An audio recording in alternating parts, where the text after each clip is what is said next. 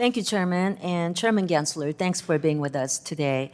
I am concerned that the SEC, under your leadership, has not carefully considered the aggregate costs of and overlapping nature of your proposed rules and regulations. And as you heard, there is an erratic pace of your proposals. And I want to paraphrase your own words. These erratic pace of your proposals undermines the finest capital markets in the world.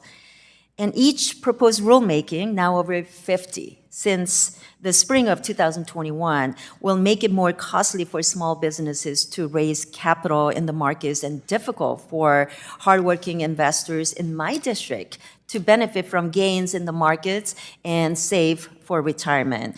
And I remember when you came before our committee early this year, you said that the SEC's hardcore proposal would level the playing field for my constituents. But I completely disagree with that notion, and I urge you to please revisit the swing pricing and hardcore proposal. I know some of my colleagues across the aisle also raised this issue. So please tell me, how would the hard close proposal level the playing field for my constituents in Southern California when you're proposing a hard close at 4 p.m. in Eastern Time? It is 1 p.m. Pacific Time. So could you answer that? So again, what we're trying to address is to ensure that when somebody redeems from a mutual fund, they don't leave everybody else in that mutual fund with losses or what's called dilution.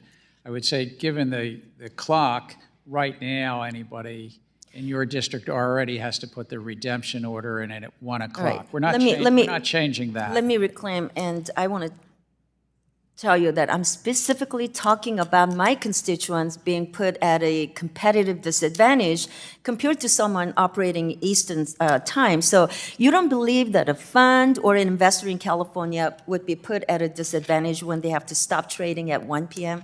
Pacific time, whether it's mutual funds or whatever that you're talking about? I'm just observing currently, because the New York Stock Exchange and the stock exchange is closed by 4 East Coast time, and mutual funds redemptions are by 4 o'clock. We're not changing that. That's already existing. Again, 4 o'clock Eastern time is 1 p.m. Pacific time. So in my home state of California, obviously, we are very concerned about this, okay? Because we have to stop trading at 1 p.m. But let me move on. I know in my home state of California, Silicon Valley Bank failed largely because it wasn't hedging its interest rate risk. And you have proposed a rule on conflicts of interest for securitization that would make hedging this exact type of risk much more difficult. Surely this is not the intent of the statute or your proposal, but it is what the rule as written would do. And I heard your response, your engagement with Congressman Fitzgerald, that hedging is mandated, but that is not what I'm hearing.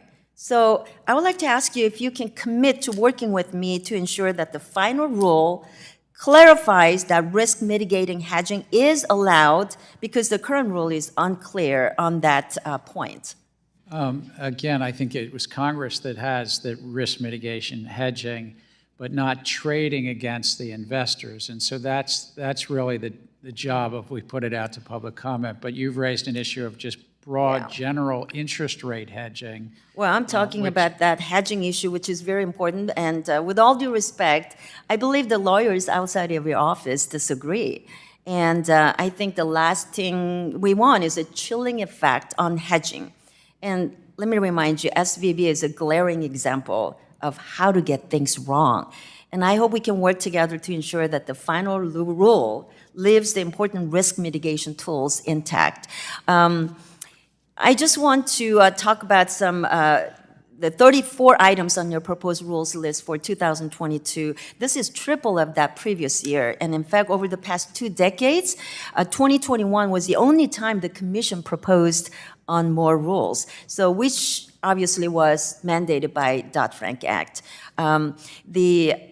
you know, the October Inspector General report said that the staff believe that your more aggressive agenda potentially limits the time available for staff resources and analysis and increases the litigation risk. So can I just throw in the question, what sort of things Gentlelady's increase time's litigation expired. risk? Would you be able to respond to that?